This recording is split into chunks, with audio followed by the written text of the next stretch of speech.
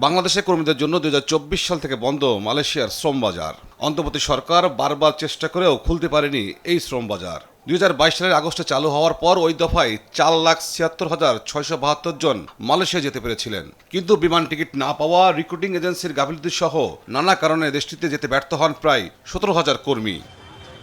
চলতি মাসে বাংলাদেশি কর্মীদের জন্য মালয়েশিয়ার শ্রমবাজার আবার চালু করা এবং অভিবাসন ব্যয় কমানোর জন্য মালয়েশিয়ার প্রধানমন্ত্রী আনোয়ার ইব্রাহিমের সঙ্গে সাক্ষাৎ করেন প্রবাসী কল্যাণ মন্ত্রী আরিফুল হক চৌধুরী ও প্রধানমন্ত্রীর উপদেষ্টা মাহাদি আমিন।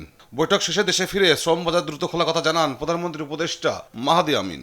সেখানে বাংলাদেশের শ্রম বাজার উন্মুক্ত করবার জন্য ওনার সহযোগিতা চেয়েছি, তিনি নির্দেশনা দিয়েছেন। দেরিতে হলেও শ্রম বাজার খোলার সংবাদে খুশি বাইরা নেতারা।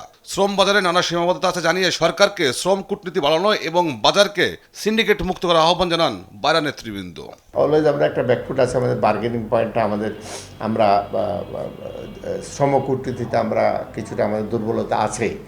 এই দুর্বলতার কারণ হচ্ছে যে আমাদের যে প্রোডাক্টটা, আমাদের যে আমাদের কর্মীরা তারা দক্ষ নয়, এটা একটা যেরকম দুর্বলতা আছে, কমিউনিকেশন স্কিলও দুর্বলতা আছে।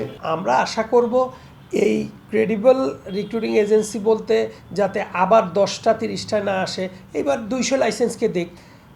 আমরা তো মানে সক্ষম যেই লাইসেন্সগুলোর কথা বলা হচ্ছে সেইখানে আমাদের সরকার প্রায় 421টি লাইসেন্স তাদের কাছে পাঠিয়েছেন। যদি 421টি লাইসেন্সকেই তারা দিয়ে দেন। তবে জনশক্তি রপ্তানি বিশেষজ্ঞ আসিফ মুনির বলেন, দুই দেশের যৌথ বিবৃতিতে অনেক কিছুই স্পষ্ট নয়। কোয়ালিফাইড রিক্রুটমেন্ট এজেন্সি বাছাই প্রক্রিয়াকে সিন্ডিকেটের অংশ বলেই মনে করেন এই জনশক্তি বিশেষজ্ঞ।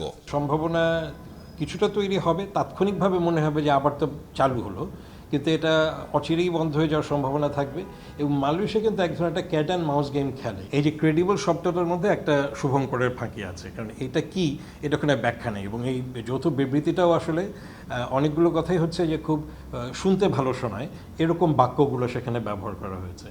তো ভালো শোনায় সেটা একটা ডিপ্লোম্যাটিক জায়গা হতে পারে, যে উভয় সরকারের যখন ডিপ্লোম্যাটিক্যালি কথা বলছে, কিন্তু এর বাইরে অন্য কোনো ডকুমেন্টের কথা আমরা জানি না। মালয়েশিয়ার শ্রম বাজার চালু এবং সচল রাখতে দুই দেশেরই আন্তরিকতা দরকার উল্লেখ করে এই বিশেষজ্ঞ জানান, চাপ প্রয়োগ বা শর্ত আরোপ করে সমস্যার সমাধান সম্ভব নয়। তৌফিক মাহমুদ মুন্না, দেশ টিভি, ঢাকা।